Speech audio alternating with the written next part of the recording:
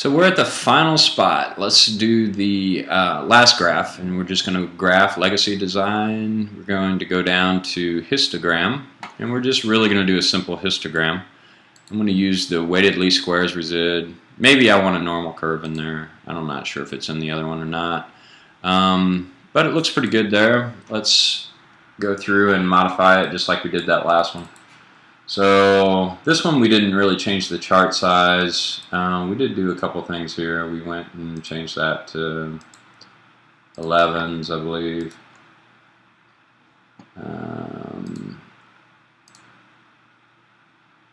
Let's make this.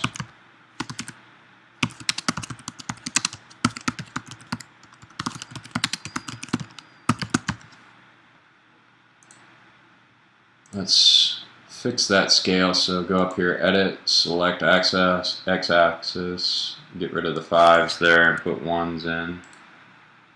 That's not bad. It's relatively uniform scale. Actually, we could make that a little bit better. Let's make that 25s.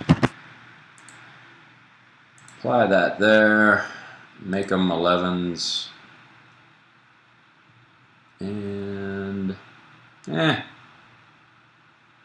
let's edit, select that x-axis again, and let's get rid of the extra ones because it seems to be causing an issue. That puts it right there. Perfect. We have to get rid of baby food yellow. I just don't like that color, so make it something like that. Apply. All in all, not too bad. We've got a reasonably good plot. Let's close it, the chart editor, and then let's export just like we always do. Go down here. So I should already export a lot of plots. Do this histogram W. Oh, I called it 2, but if we go down to the desktop, it'll be there. So we've got our different examples of histograms and residual plots.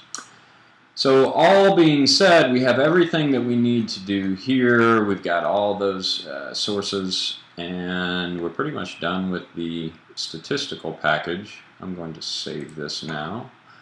The one final thing that I'll talk about is this residual, or the relationships here are exactly the same. So you're just going to put the standardized coefficients and unstandardized coefficients, the standard errors, and the t, and not the t-scores, but the significant finding. The f-test comes from here. Right? The adjusted r-square, make sure you use adjusted r-square and make that one from there.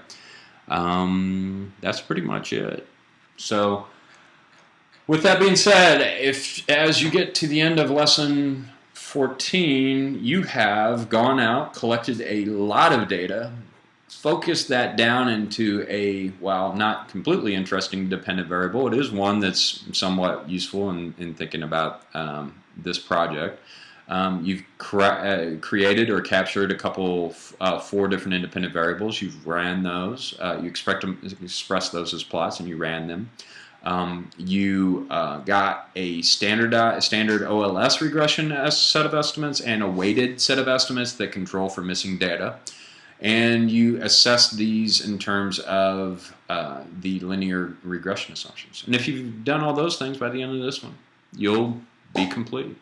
Again, this is really, this is your first cut at something. It's not going to be perfect. I'm not expecting Beethoven or First Symphony or anything like that, but something that we need to work at, and we'll get better at the next project and the one after that.